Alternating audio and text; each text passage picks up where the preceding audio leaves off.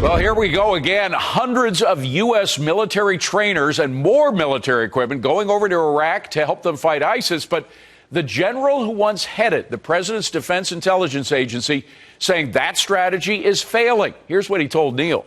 Do you think ISIS is winning? Yes, I think ISIS is achieving the objectives that they have set out to achieve. I think that they feel probably very emboldened. This trickle effect of sort of strategic drips, if you will, just doesn't appear to be working. And that trickle, by the way, adds up. We've already spent more than $25 billion training tens of thousands of Iraqi troops since 2003, and much of that equipment has ended up in the hands of ISIS, where we've had to blow it up. Does doing more of the same make any sense? Hi, everybody. I'm David Asen. Welcome to Forbes on Fox. Let's go in focus with Steve Forbes, Rich Karlgaard, Elizabeth McDonald, Mike Ozanian, Bruce Japsen, and John Tamny. Steve, does it make any sense? Absolutely not. This is just piddling more of a strategy that's not working. ISIS is indeed winning. We don't have spotters on the ground. We're not arming sufficiently the Kurds. We're not doing more in terms of military helicopters and the attacks the Iraqis do occasionally make against ISIS. So you put it all together, and the impression over there is we're not serious. This is a disaster. You either do it or you don't. Bruce, just since August of last year, just since August, that's less than a full year, we have spent $2.7 billion training Iraqis, many of whom turn tail and run when they go against ISIS.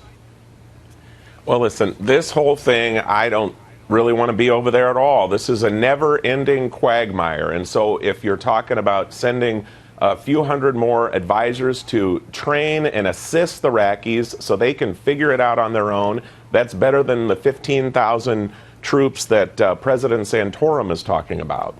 Yeah, but Rich, the fact is we're sending over all kinds of equipment, which much of which is already there, by the way. They have 8,500 Humvees over there, 146 M1 Abrams tanks, 543 armored personnel carriers, a lot of which end up in the hands of ISIS, and then we have to go in and send our jets over to bomb them.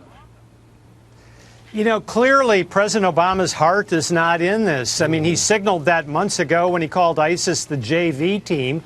To continue the sports metaphor, you know, you can't win any kind of a contest in sports, business, or military when you have a half-hearted effort like this. I think he's trying to run out the clock and hand it over to President Clinton or President Santorum. John, the worst thing that really kicks you in the gut is when you see ISIS guys running around in these trucks, our trucks, that we spent a lot of our national treasure on. God knows what kind of battles our own Marines and soldiers were in when they were fighting ISIS themselves. And you see the ISIS bums going around in these. That really hurts.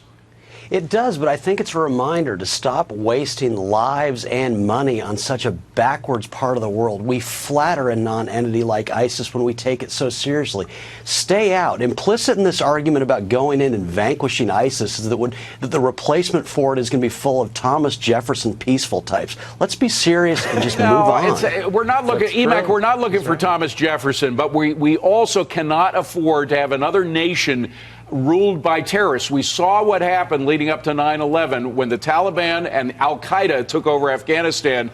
They planned and succeeded in hitting us. Well, yeah, you can't leave it to, let them fight it out amongst themselves because you have Israel there. These are religious Nazis. We have to wipe them off the face of the earth. Also, watch the reports coming out of India, places like Australia. They are very concerned that ISIS wants to get its hands on a weapon of mass destruction. They want to weaponize chlorine. They haven't just been stealing money and cash from banks. They may have been stealing material for WMD, maybe a dirty bomb from places like research centers and hospitals. That's something we really need to be concerned about. And Mike, we do have experience. Right after 9/11 in 2003, we went in with a few hundred special forces guys into Afghanistan on the ground, targeting these terrorists on the ground so that our planes could hit them. Now what's happening, since we don't have the special forces guys in, 73% of all the bombing raids that go in to hit ISIS come back without having dropped their weapons because we don't have spotters on the ground. David, I agree with Rich. I think President Obama is completely indifferent to what's going on there. And my biggest concern about that is You talk about the Prime Minister of Israel. He had to take the lead in putting the kibosh on that deal of giving Iran a path to the bomb, right? And the president also, it affects immigration policy. He's letting a lot of people come into this country. We don't know who they are. We don't know where they're coming from. This indifference in the Middle East poses a great danger to the United States and also to Israel. Steve, we got another year and a half or so with President Obama's commander-in-chief. He is still the commander-in-chief. The chain of command is very important in the United States, so we've got to listen to it. Is there any influence, though, that Congress could have on changing the strategy? Well, yes, you saw signs of it in the Iran nuclear deal, putative nuclear deal. And in terms of the Kurds, in terms of doing more airstrikes, in terms of spotters, Congress has got to put up the pressure. Most importantly, Republican presidential candidates have to make this an issue and say the president is making the world more unsafe. This is not a responsible thing to do. Bruce, aren't you a little bothered by the fact that the president says he doesn't have a strategy, even though clearly he's initiating something, but while claiming to the world that he doesn't have anything? Well, I think that the strategy is, and I think that they've articulated it, is advise and assist the Iraqis. I mean, this is a quagmire of quagmires, and I'm borrowing a line from Howard Stern, and I don't want to be like Jay Leno and not give credit to a Howard Stern line. But I would say that it's never ending. I mean, it's not going to end, even if we send 15,000 troops over there. So we should send the troops, help them out, and move on. I mean, it's just not going to end. But Rich, again, one wonders about, there is strategy, as ill-conceived as it might be, there is strategy playing out.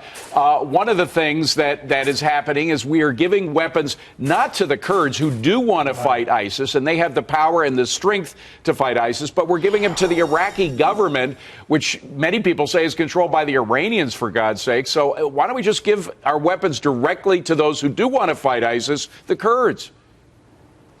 Well, the Kurds would be a great alternative to what we're doing now, but right now we're in this no man's land. I think the lesson of Vietnam was that you had to either go all in or get out, and anytime you're in the middle and you're not sure about what your strategy is going to be, you're going to waste lives, you're going to waste money.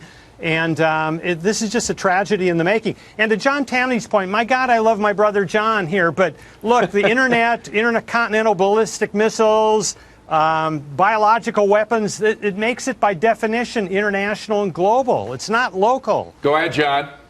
Well, look, you know, there's nothing consistent about small government and having a global military presence meant to fight the battles of other countries. That's the first thing. The second thing, we talk all the time about the incompetence of government domestically. Yet somehow we think that we can go overseas and have government be wildly competent in fixing the world's problems. It's not consistent with what we believe. Let's shrink our global footprint. But, Steve, I'm wondering if John isn't just used to the past 6 or 7 years when we haven't had much success. There have been times in the United, but John, there have been times, and I'll put this to Steve, when we have had great success in fighting the bad guys. Yes, starting with World War II, we stopped North Korea from taking over South Korea, and we had won in Vietnam in '72 when we precipitously cut off aid there. And in 2009, Bruce, we had won in Iraq, and then Obama threw it away by withdrawing our troops against the advice of all his advisors. Quick. Quickly, I'll give it to Mike. These guys, the ISIS has taken a lot of cash, a lot of money. They could be buying WMDs. That's the final word, Mike. We need to offer the radicals an alternative to radical Islam, and we haven't been doing that.